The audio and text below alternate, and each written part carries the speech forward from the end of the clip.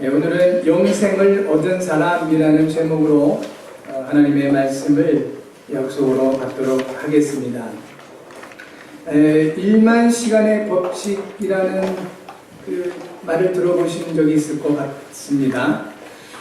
이 1만 시간의 법칙이라는 것은 1993년 미국 콜로라도 대학교의 심리학자인 앤더슨 에릭슨이라는 분이 논문에 발표한 내용이라고 합니다. 그런데 이 말이 유명해진 것은 말콤 글래드웰이라는 그 사람이 이 신문 기자였었는데, 이 사람이 아웃라이어라는 책을 출판하면서 이 앤더슨의 연구를 인용했다고 합니다. 그 이후에 이 1만 시간의 법칙이라는 단어가 아주 많은 사람들에게 알려지기를 시작했습니다. 그 내용은 바이올린 연주자들을 이렇게 연구를 한 것입니다. 세계적으로 유명한 바이올린 연주자와 아마추어 연주자들, 그들의 실력 차이가 어디서 나는 것일까라고 연구를 해보니, 세계적인 그 바이올린 연주자들의 공통점 중에 하나가 뭐냐면 1만 시간 이상 연습을 했더라 하는 것입니다. 결국은 그만한 시간들, 이거를 좀 계산해 보면요, 하루 3시간씩 연습을 한다 그러면 약 10년 정도 걸립니다. 그러니까 우리 렘넌트들이 특별히 오늘 함께 예배하는데 참고할 내용이기도 할 것 같습니다. 전문성은 어디서 나오겠습니까? 바로 여기서 나오는 것입니다. 그리고 미국 아메리칸 그 인디언들의 그 속담 중에 하나가 있는데요, 어떤 말을 10,000번 이상 하게 되면 그 말은 우리 일생을 통해서 반드시 이루어진다는 속담이 있다고 합니다. 이 두 마디에 공통점이 있습니다. 그게 뭐냐면 반복입니다. 1만 시간의 법칙이든 1만 번 말을 해서 그 말이 이루어지는 것이든 공통점은 반복한 것이다. 그렇다면 우리 렘넌트들, 또 중요한 우리 성도님들, 이 시한 시대를 복음을 살려야 될 전도자들로 우리 하나님이 세우셨는데요, 우리는 세상에서 단순히 성공하기 위한, 또 유명해지기 위한 그런 사람들이 아닙니다. 저와 여러분들은 절대로 없어서는 안 될, 그리고 이 한 가지가 없어서 멸망할 수밖에 없는 이 시대를 향한 하나님의 소원을 가지고 있는 사람들입니다. 바로 복음입니다. 복음이 없어서 모든 것을 다 가지고 있음에도 불구하고 멸망할 수밖에 없는 이 한 시대입니다. 이 복음 한 가지가 없어서 최고의 그러한 지식이나 배경을 가지고 있음에도 불구하고 정신문제와 영적인 문제 때문에 삶이 무너지는 시대입니다. 이런 한 시대에 우리 하나님은 다른 것을 필요로 하는 것이 아니고 복음을 전하라고 저와 여러분들을 먼저 부르신 것입니다. 그렇다면 이제 우리는 복음의 반복 속에 들어가야 되겠습니다. 바이올린이든지 아니면 어떤 그 학문이나 학술을 공부하는 것이라든지 재미를 가지고 한다 그러면 어느 날 실증이 나겠지요. 재미라는 것은 몇 번만 이렇게 느끼면 곧 없어지는 거니까요. 다른 재미를 또 찾게 될 수밖에 없습니다. 그래서 이 반복할 수 있는 힘이 있어야 되는 겁니다. 그 바이올린 연주하는 사람이 재미있어서 평생을 그거 하겠습니까? 어떨 때는 너무 고통스러울 수도 있을 텐데요. 어떨 때는 너무 힘들 수도 있을 것 같고요. 그런데 그것을 지속하는 사람이 있고 중간에 포기할 수밖에 없는 사람이 있습니다. 재미 가지고는 안 된다는 것입니다. 우리 렘넌트들이 조심해야 될 것이 이겁니다. 거의 대부분의 렘넌트들이 재미없으면 관심을 안 둬요. 재미없으면 안 하려고 합니다. 그러니까 전문성으로 갈 수가 없는 거지요. 신앙생활도 마찬가지입니다.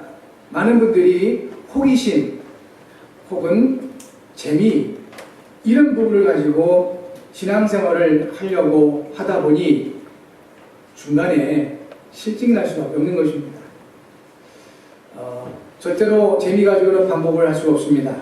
반복하지 않으면 전문인이 될 수가 없습니다. 특별히 저 여러분들은 복음의 전문인들이 되기를 하나님이 원하시는데 이 복음의 전문인이 되기 위해서는 반복해야 됩니다. 복음의 반복 속에 들어가야 되는데 이것은 재미 가지고 될 수가 없는 것이죠. 무엇을 되겠습니까? 의미를 찾아야 됩니다.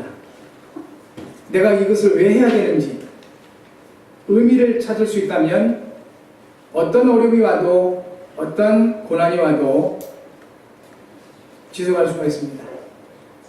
우리 모든 성도님들이 또 우리 렘넌트들이 오늘 예배하면서 하나님이 주시는 의미를 찾는 귀한 증거 있기 바랍니다. 왜 나에게 복음 전문인으로 되기를 하나님 원하실까? 의미를 찾으셔야 됩니다. 그리고 이제 하나님이 여러분에게 주신 그 기능들, 달란트들, 내가 하고 있는 이 일들을 바라보면서 하나님께서 왜 내게 이 일을 주셨을까? 재미 말고 의미를 찾으셔야 되겠습니다. 그러면 틀림없이 반복할 수 있는 힘이 여기서 나오게 될 것입니다. 우리 하나님께서 저와 여러분들 모두에게, 모든 사람에게 처음부터 사람을 창조할 때부터 주신 게 세 가지가 있습니다. 그 첫 번째가 바로 하나님의 형상을 주셨습니다. 우리는 사람 형상이 아닙니다. 하나님의 형상을 주셨습니다. 다시 말하면 영적인 존재. 두 번째 주신 것은 복을 주셨습니다. 사람에게 있어서 유일하게 복을 주셨는데 이 복의 내용은 하나님과 함께 하는 것입니다. 그리고 세 번째 주신 복이 뭐냐면 세 번째 주신 것이 세상을 다스리는 권세를 주셨습니다. 세상을 이렇게 눌리는 게 아니고 세상에 집착하는 것이 아니라 세상을 다스리는 권세를 주신 겁니다. 이와 같이 하나님의 형상, 복, 권세는 우리 하나님께서 처음부터 사람에게 주신 것입니다. 우리는 이 부분들을 알고 반복해서 이 사실을 확인하고 반복해서 이 사실을 누리며 나갈 때 우리는 실제적인 만물의 영장으로서 그 자리와 위치에 서 있을 수 있게 되는 것입니다. 그래서 세상을 살릴 수가 있게 될 것입니다. 그런데 이런 부분들이 잘 안 되지요. 이유가 있습니다. 첫사람 아담이 마귀에게 속아서 죄를 범하고 하나님을 떠나게 된 것입니다. 하나님의 형상을 잃어버린 겁니다. 그러니까 하나님의 신복, 하나님과 함께한 것이 아니라 자꾸 세상과 가까이 할 수밖에 없게 됐고 세상에 그래서 눌리게 되는 겁니다. 눌리면 고통스럽습니다. 이것이 마치 정상적인 사람의 인생처럼 그렇게 받아들여지고 있는 것입니다. 우리는 제대로 봐야 됩니다. 우리가 하나님을 떠나서 세상에 눌리고 어려움 당하는 것이 정상이 아닙니다. 우리를 창조하신 하나님께서 우리에게 주신 정상적인 삶은 하나님과 함께하면서 세상을 다스리며 하나님과 소통하는 그런 것들입니다. 범죄하기 이전에 그 아담은 사망이 없었습니다. 그런데 범죄한 이후 이 아담에게 사망이 들어오게 된 거지요. 왜냐하면 이 마귀는 사망 권세자입니다. 그래서 창세기 5장 5절 보니까요, 이 범죄한 이후 아담이 930살을 살고 죽었더라 했습니다. 그 이전에는 죽음의 얘기가 없어요. 범죄하기 이전에는 죽음의 얘기가 없는데 마귀에게 속아서 죄를 범하고 하나님을 떠난 이후에 죽음의 얘기들이 나오기 시작합니다. 그래도 오래 살았죠. 930세 아담이 이렇게 살았습니다. 그런데 창세기 6장에 가보면 네피림 시대에 노아 외에 단 한 사람도 하나님의 은혜에 관심 없고 하나님의 말씀에 전혀 관심 없었던 그 시대, 네피림 시대, 이때 하나님께서 사람들에게 말합니다. 인생들의 연수를 120년으로 제한해 버리십니다. 그리고 이유를 말씀하시기를 나의 영이 사람들과 영원히 함께하지 않을 것이다. 하나님의 영이 사람을 떠나게 되는 것이죠. 이때부터 우리는 영적 존재이기 때문에 하나님의 영이 떠나버리면 다른 영이 들어오게 돼요. 이게 악한 영들이죠. 그래서 인생도 짧아지고 그 짧은 그 인생이 고통과 고난과 역경의 연속이더라 하는 것입니다. 이것 때문에 지금도 우리가 어려움을 겪을 수밖에 없는 겁니다. 우리 하나님께서는 이러한 우리들에게 언약을 주셨습니다. 여자의 후손이 오면 뱀의 머리를 상하게 할 것이다. 처녀가 잉태하여 아들을 낳을 것이니 그 이름을 임마누엘 곧 하나님이 우리와 함께 계시다 함이나 그 여자의 후손 처녀가 잉태하여 이 땅에 오실 메시아를 약속해 주셨습니다. 그리고 약속하신 대로 이 땅에 오셨습니다. 오셔서 십자가를 통하여 마귀의 일을 멸하시고 우리의 모든 죄를 해결하시고 하나님을 만나는 길을 열어 주셨습니다. 메시아 곧 그리스도 그분의 이름이 예수이신 것입니다. 예수님을 그리스도 믿고 영접한 저와 여러분들에게는 영생 곧 영원한 생명이 주어져 있는 것입니다. 우리가 예수님을 믿게 된 것 자체가 하나님의 은혜입니다. 오늘 예수님께서 요한복음 24절 이렇게 말씀하시죠. 내가 진실로 진실로 너희에게 이르노니 내 말을 듣고 또 나 보내시는 이를 믿는 자는 영생을 얻었고 그랬습니다.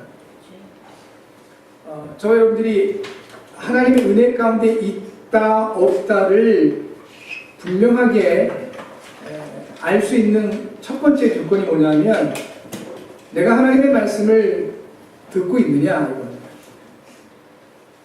그리고 하나님의 말씀이 선포되어지는 자리에 있다 할지라도 그 하나님의 말씀이 들려지느냐 이겁니다.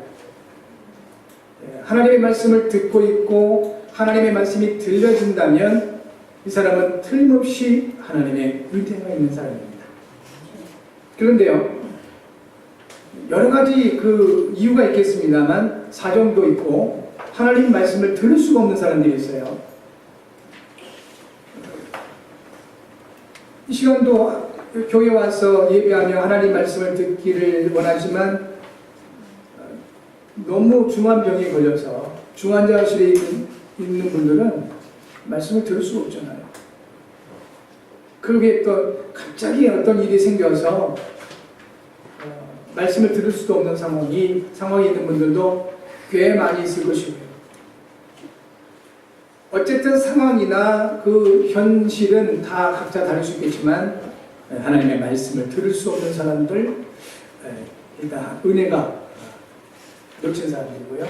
그리고 이 자리에 함께 한다 할지라도 이 하나님의 나를 향한 음성이 들려지는 분들이 있고 이 하나님의 음성이 들려지지 않는 분들이 있을 수가 있습니다.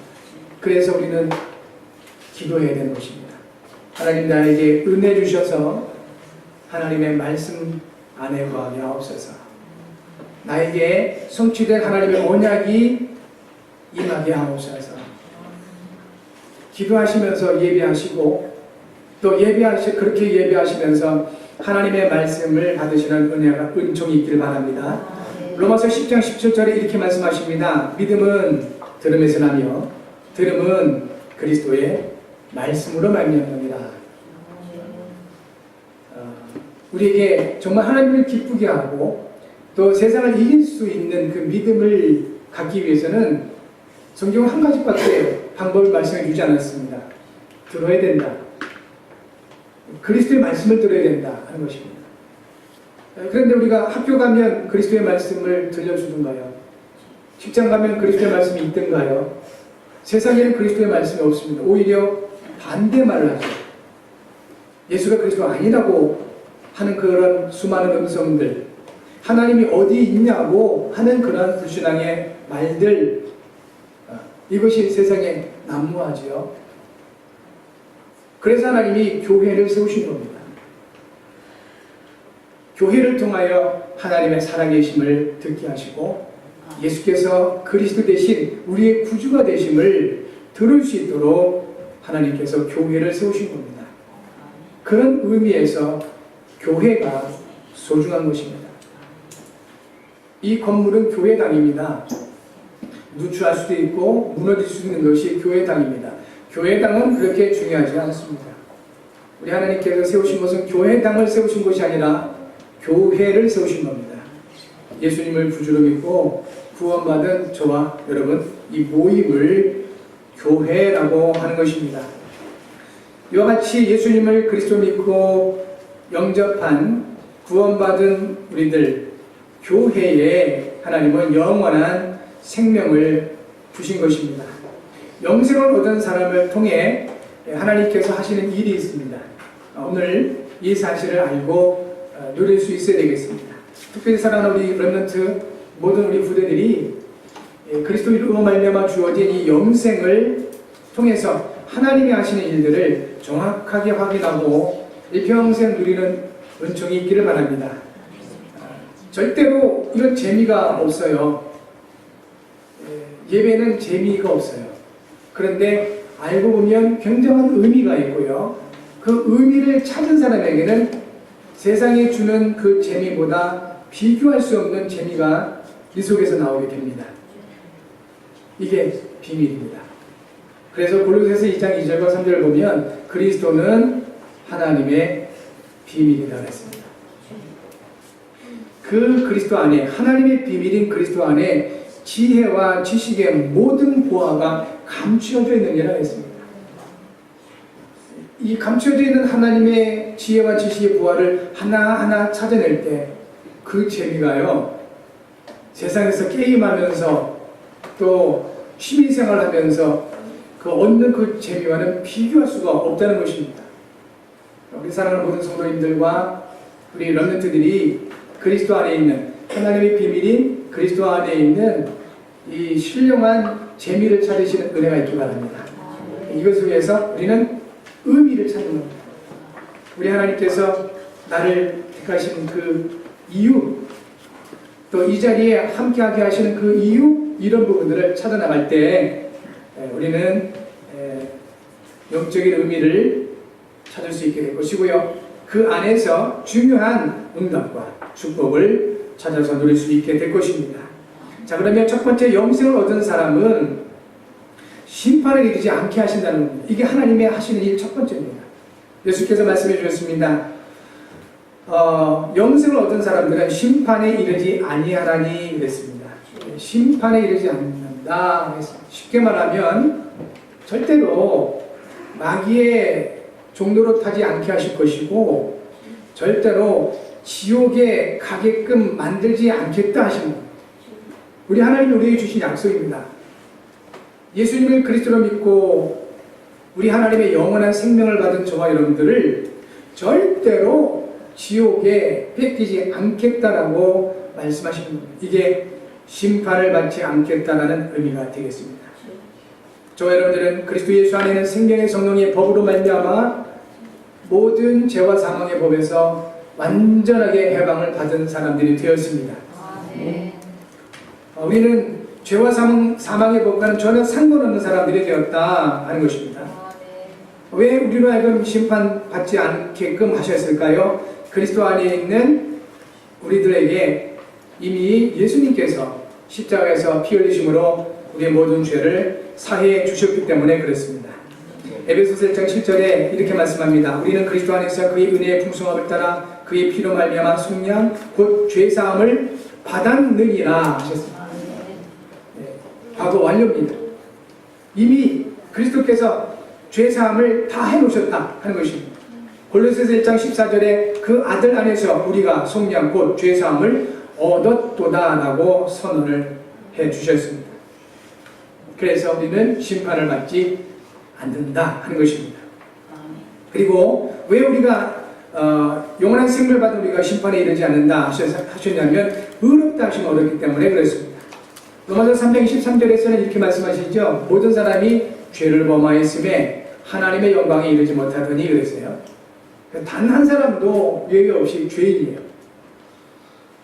현장에서 전도를 하다 보면 가끔씩 나는 평생 죄도 안 짓고 남에게 해코지도 안 하고 그런 삶을 살았는데 왜 나에게 이렇게 어려움이 오는지 모르겠다라고 한탄하신 분들을 가끔 만난 적이 있었습니다.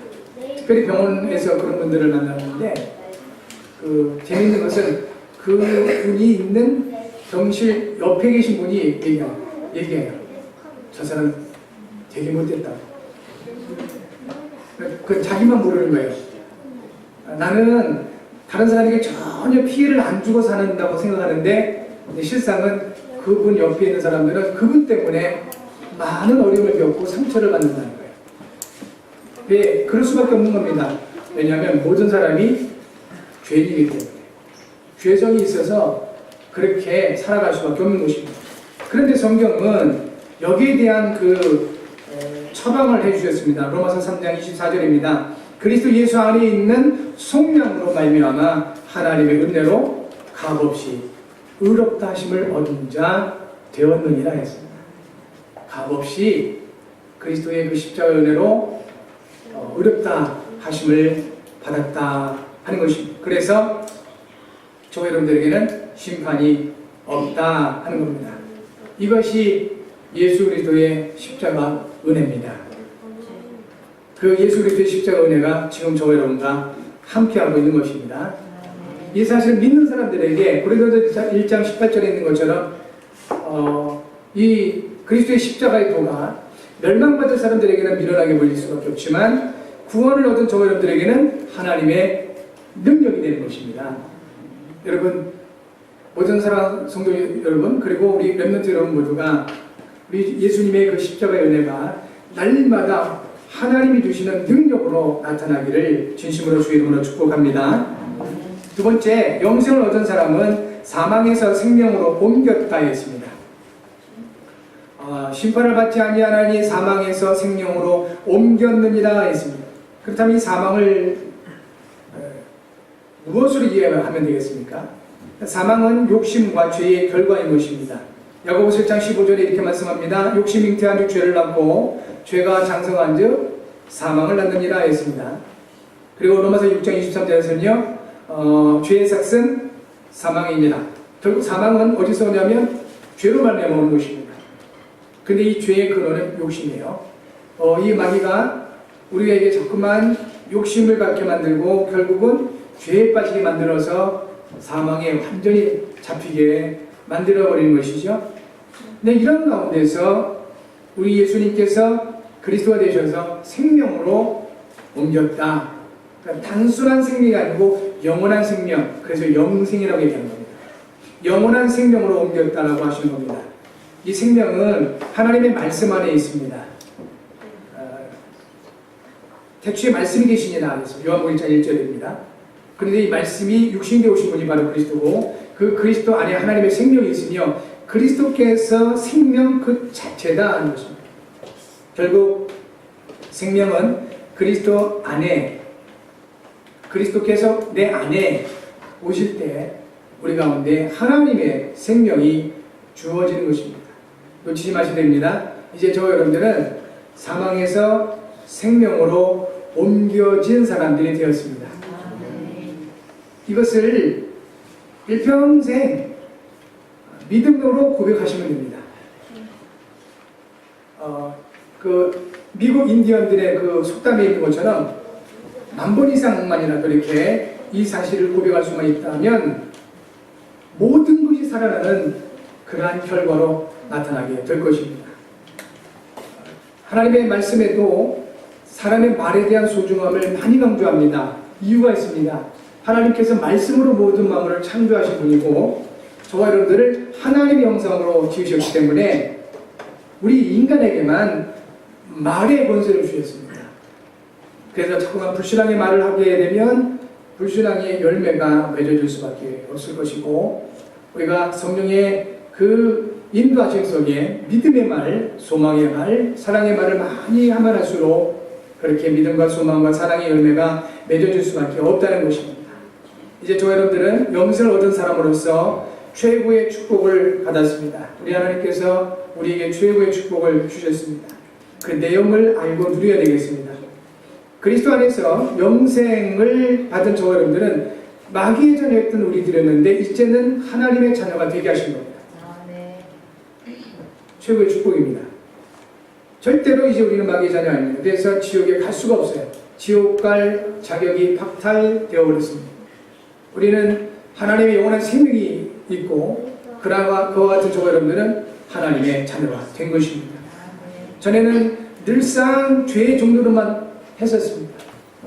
그러나 이제는 의의 종으로 하나님의 거룩한 도구로 쓰임받게 된 것입니다. 모세를 아실 겁니다. 이스라엘 백성들 애굽에 노예되었다는 그들을 하나님의 언약의 땅 가나안으로 인도하는데 쓰임받은 사람입니다.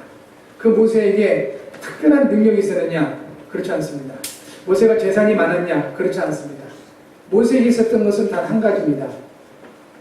마른 지팡이. 마른 지팡이 그 하나입니다. 그 지팡이로 반석을 치니까 거기서 물이 터져나와서 목말라 죽어가고 있었던 이스라엘 백성들을 살리게 됩니다. 그 마른 나무 지팡이로 홍해를 가리키니까 그 홍해가 갈라지기도 합니다. 지팡이입니다. 그냥 말라버 비틀어진 지팡이입니다. 그게 무슨 능력이 있겠습니까? 아무런 그 힘도 없는 거예요. 그런데 언약의 사람인 모세의 손에 잡혀 있었던 겁니다. 그러니까 하나님의 능력이 나타나게 된 거죠. 우리가 모세의 손에 잡혀 있는 마른 나무 지팡이와도 같을 수 있습니다.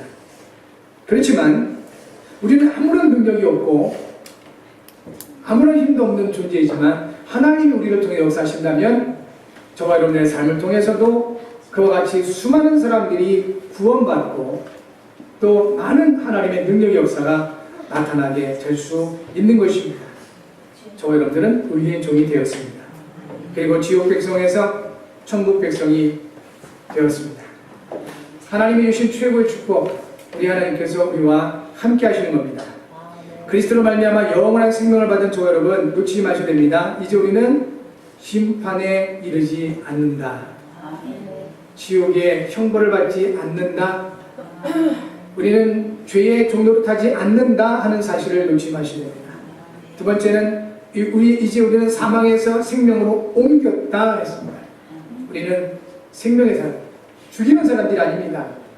간혹 가다가 옳은 말을 많이 하는 분들이 있어요. 그래서 옳은 말을 하다 보니까 비판을 많이 할 수밖에 없잖아요. 잘못된 거 많이 말하고요. 그런데 그 말이 옳은 말이라 할지라도 그 사람은 심령이 죽어요. 비판하고 정죄하고 계속 그것만 하다 보면 그 마음이 편안하겠습니까? 심령이 죽어버리는 거예요. 그런데 하나님은 우리에게 살리는 사람으로 세우신 겁니다. 여러분의 모든 삶을 통해서 모든 것이 살아나는 은혜와 증거가 있게 될 줄 믿습니다. 그래서 이번 한 주간에 매일 그리스도 안에서 주어진 생명을 누리는 그러한 시간들을 가져보셔야 됩니다. 사망의 생각이 들어왔을 때 빨리 바꾸시면 됩니다. 하나님의 말씀 속에 생각을 바꾸시고 생명 가운데 구하시면 되겠습니다. 주간 기도 제목을 함께 하겠습니다. 하나님 아버지, 그리스도 안에서 영원한 생명을 주시고 구원의 축복을 주심을 감사합니다. 복음을 깊이 누리며 전하여 현장과 예비된 영혼을 살리게 하소서. 이를 위해 성령으로 충만하게 하소서. 그리스도의 신 예수님의 이름으로 기도합니다. 아멘. 아멘.